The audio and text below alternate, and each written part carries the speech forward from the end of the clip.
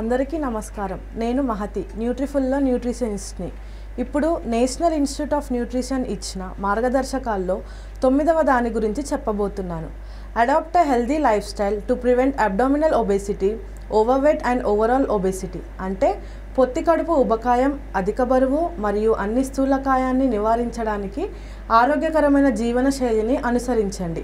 గ్రామీణ మరియు పట్టణ ప్రాంతాల్లోని అన్ని వయసుల వారిలో ఉదకర ఉబకాయం, అధిక బరువు మరియు ఉబకాయం యొక్క ప్రభావాలు గత కొన్ని దశాబ్దాల నుండి పెరుగుతుంది.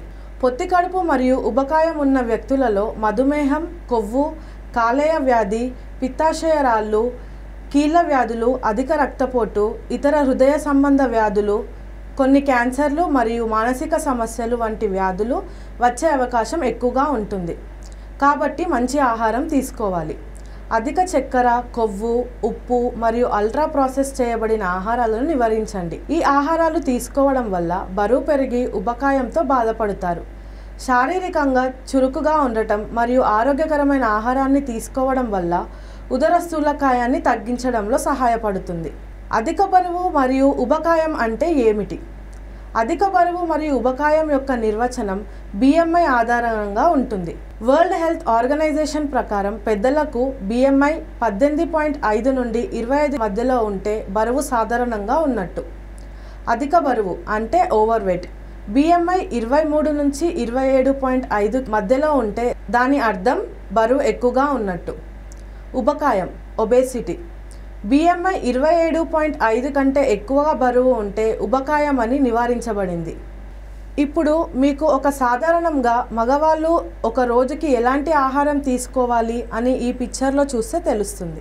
ఇప్పుడు మీకు ఒక సాధారణంగా ఆడవాళ్ళు ఒక రోజుకి ఎలాంటి ఆహారం తీసుకోవాలి అనేది ఈ పిక్చర్లో చూడండి. పొత్తి కడుపు ఉబకాయం అనేది దేనివల్ల వస్తుంది? What causes abdominal overall obesity? శారీరక శ్రమ తగ్గిపోవడంతో పాటు తినడం వల్ల ఒక వ్యక్తి అధిక బరువు, స్థూలకాయానికి దారితీస్తుందని అందరికీ తెలుసు. అయితే అధిక శుద్ధి చేసిన ధాన్యాలు, ప్రాసెస్ చేసిన ఆహారాలు మరియు అధిక చక్కెర తీసుకోవడం మాత్రమే మన జీవక్రియను అస్తవ్యస్తం చేస్తుందని మరియు ఉబకాయానికి దారితీస్తుంది. బాల్యంలో మరియు యుక్త వయస్సులో తప్పుడు ఆహార పద్ధతులు పాటించడం వల్ల పెద్దయ్యాక ఉబకాయానికి దారితీస్తుంది. అనేక అధ్యయనాల ప్రకారం తగినంత నిద్ర లేకపోవడం వల్ల, టీవీ, ఫోన్లు చూడటం వంటి మరియు ఎక్కువ గంటలు స్క్రీన్ టైం వల్ల కూడా బాల్యం, యుక్త వయస్సు మరియు పెద్దవాళ్ళు బరువు పెరగటానికి దారితీస్తుంది. ఈ టీవీ, ఫోన్లు చూడడం వల్ల నిద్ర వేళలు మారుతున్నాయి మరియు ఆహారం అలవాట్లు కూడా మారుతున్నాయి. అంతేకాకుండా ఎక్కువ మార్కెటింగ్ ప్రభావం వల్ల ప్రాసెస్డ్ చేసిన ఆహారాల యొక్క వినియోగం కూడా ఎక్కువగా అవుతుంది. తగిన శరీర బరువు మరియు నడుము చుట్టుకొలతను ఎలా మెయింటైన్ చేయాలి? తగిన బరువు మరియు నడుము చుట్టుకొలతను మెయింటైన్ చేయడానికి ప్రతి భోజనంలో ఒక తాజా కూరగాయలు, తృణధాన్యాలు మరియు పప్పు ధాన్యాలు తీసుకోవాలి. అధిక చక్కెర, ప్రాసెస్ చేసిన ఫుడ్స్, పండ్ల రసాలను అవాయిడ్ చేయాలి.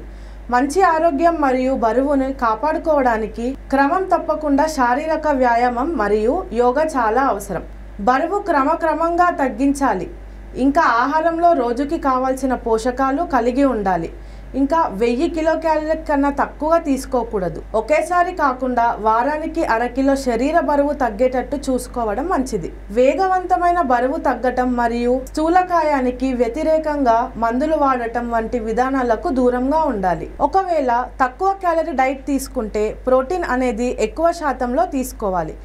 కండరాలను మెయింటైన్ చేయడానికి. అంతేకాకుండా ఇలాంటి డైట్స్లో పోషకాలు కూడా సమతుల్యంగా ఉండాలి. స్వీట్స్, బిస్కెట్స్, కేక్స్, క్యాండీస్, పండ్ల రసాలు లేదా కూల్ డ్రింక్స్ వంటి అధిక చక్కెర, ఉప్పు, కొవ్వు కలిగిన ఆహారాలు అధిక క్యాలరీలను అందిస్తాయి మరియు తక్కువ పోషకాలు ఉంటాయి కాబట్టి వాటికి దూరంగా ఉండాలి. సూక్ష్మ పోషకాలు మరియు ఫైబర్ అధికంగా ఉండే పప్పులు, గింజలు, చియా గింజలు, అవిసె గింజలు, మిల్లెట్స్, కూరగాయలు, పండ్లు మరియు తృణధాన్యాలు తగినంత తీసుకోవడం వల్ల డైజెషన్ టైం పెంచుతుంది.